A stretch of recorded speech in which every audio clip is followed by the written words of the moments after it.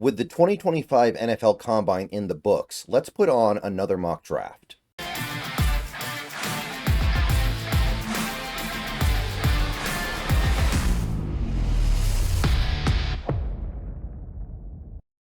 What's going on, everybody? Good morning. Happy Tuesday. It's time for another mock draft in the aftermath of the NFL Combine. We got to see a lot of players boost their stock over the last week, and we also saw some players probably damage their stock a little bit. So let's go ahead and take a look at what we got here. This is mock draft version 9 for me. This is my 9th mock draft. We're going to do a lot more between now and the draft. Obviously, this is going to be the one with the most information in it. There's going to be a big leap from where we were with the previous one to this one.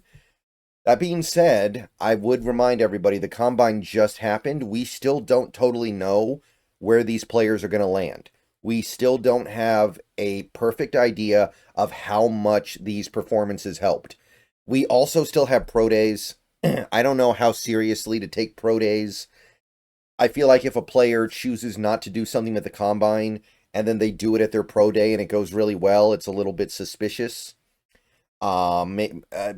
It's not official. It's not scientifically timed or scientifically tracked. So quite honestly, if that's something that happens with one of these players, like let's say we get some insane 40 time for a guy like a Cam Ward, I'm going to be a little bit suspicious of that. If Jalen Milroe runs like a 4.3840 or something, I'm going to be suspicious of that. If you can do it at a neutral site. Do it at the Combine. You know what I mean? But anyway, what I'm trying to say is that we don't have all the information yet. It'll probably be at least a week from now before we really get an idea of where these players are rounding out. So I'm trying to do my best here to guesstimate where things might land, but still plenty of time to figure that out. So let's go with mock draft version 9.0. We're going to be trying to mix it up a little bit this time as well. And I think my first pick is very predictable at this point. We have to do at least one mock draft with this. Now is a great time to do it. Nick Emanwari, safety from South Carolina. Yeah, I'm blocking the school, but I think you guys know by now that he went to South Carolina. What else can we do after that Combine? He killed it in every way that a Combine can be killed. He was an absolute monster out there, phenomenal results, and it was everything you could want from him. He was fast, he was quick, he was explosive, he bench pressed well. So whatever you needed from him, you got it. I do think he will end up being the top safety in this draft now. I didn't know that until the Combine. I feel like by the time we get to late April, he will be ahead of Starks, and he will go ahead of Starks. And after a performance like that, it would not make sense to do anything other than give the Seahawks Emanwari in the immediate post-Combine mock. At this point, and this could be recency bias, I feel like the two most prolific targets for the Seahawks at 18. Well, okay, let's go 3.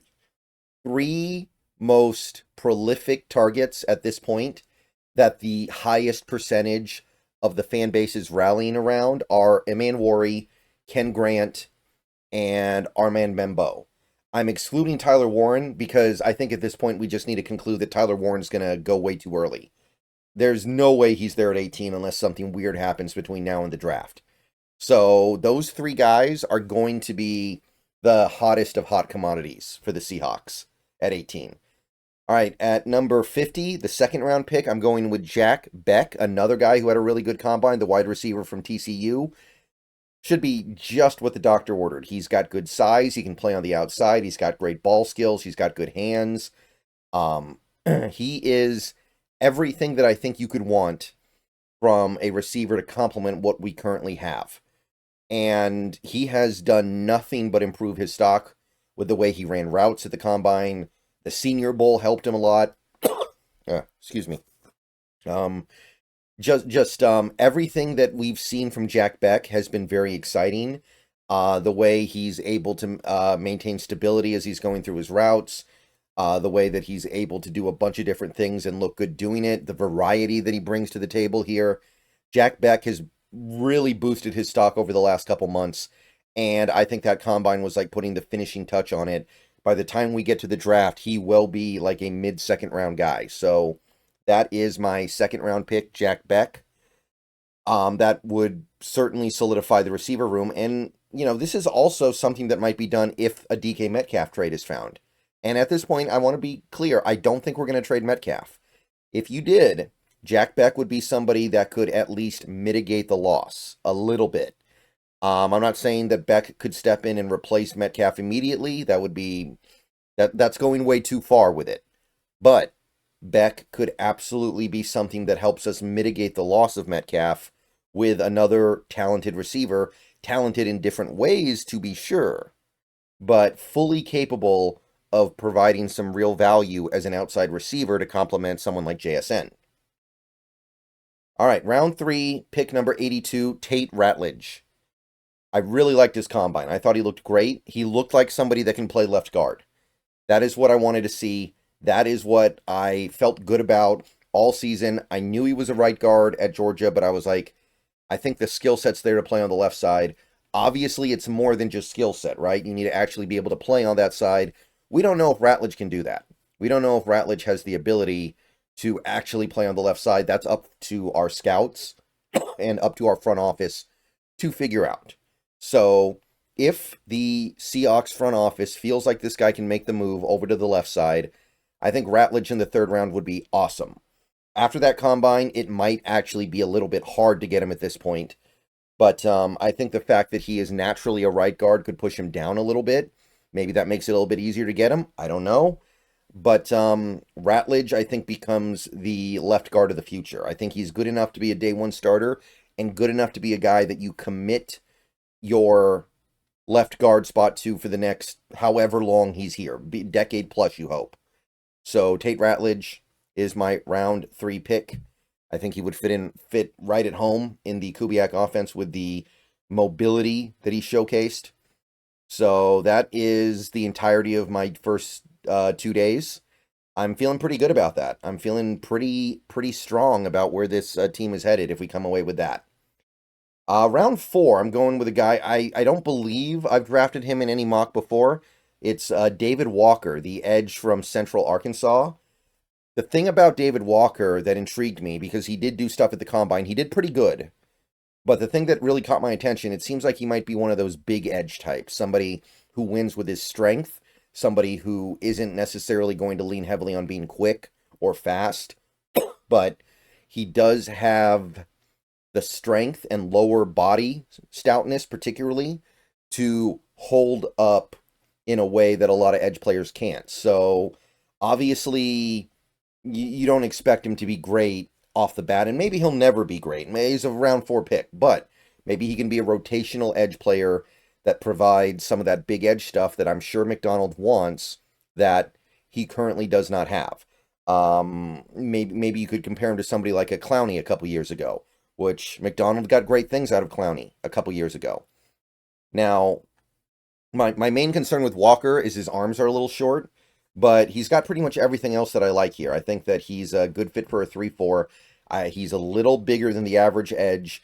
He's a little stronger, not super quick, but I think that oversized edge rusher role needs to be filled by somebody in Seattle under McDonald. Round 5, this guy is going to be a guy that I end up taking in a lot of my mocks, I think. Joshua Gray, the Oregon State left guard. The thing that I like about Gray, and I like him even more now that he's tested. I think he tested so well.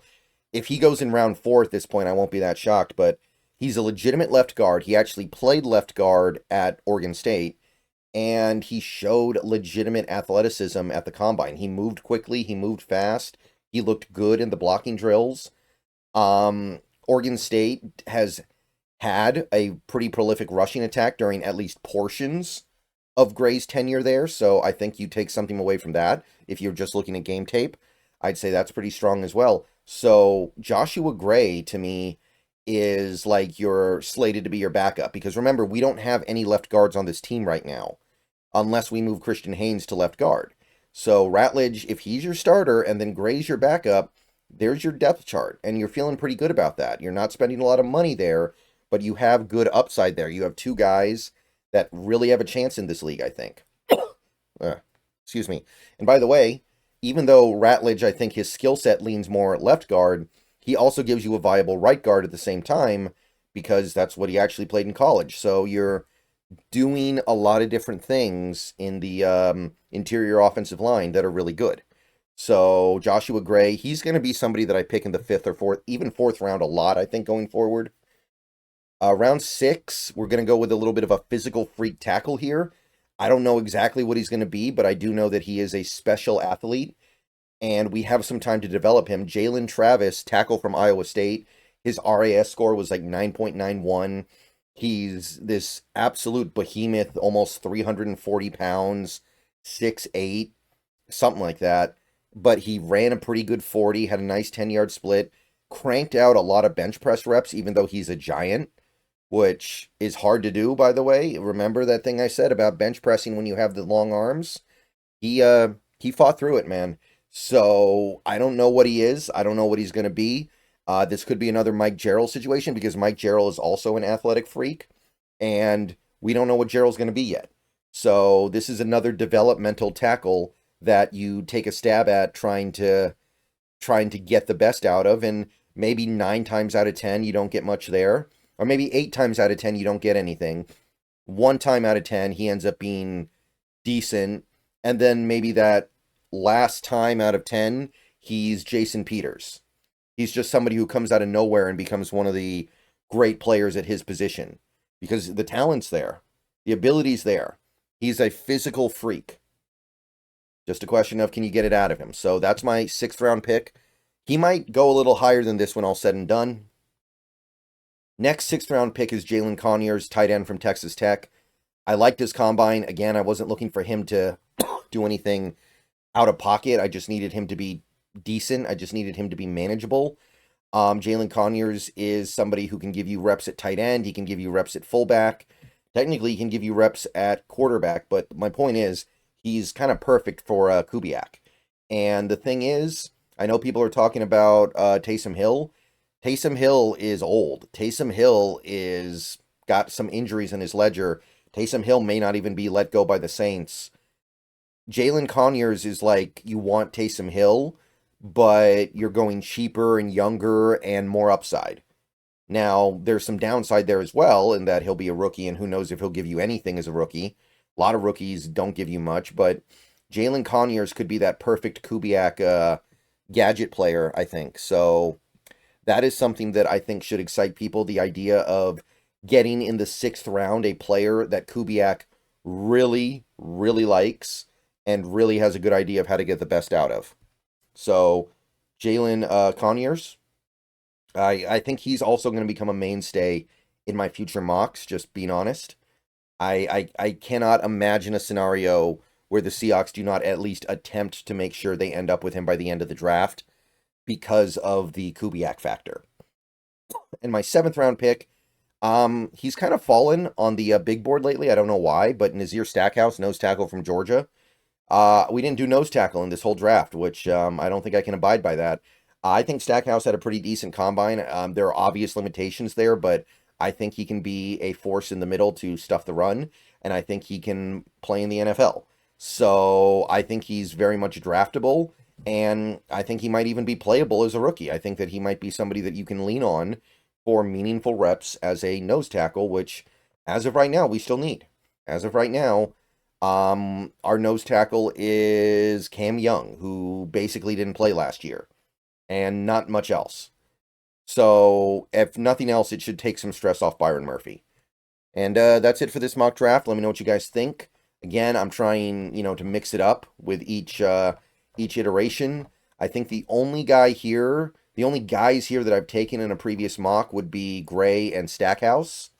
So we did do a little bit of mixing and matching, but I will say this, as we get closer and closer to the draft, there are going to be some defined paths that I really start to hone in on, and it's going to be hard to get away from them. Right now is like sandbox.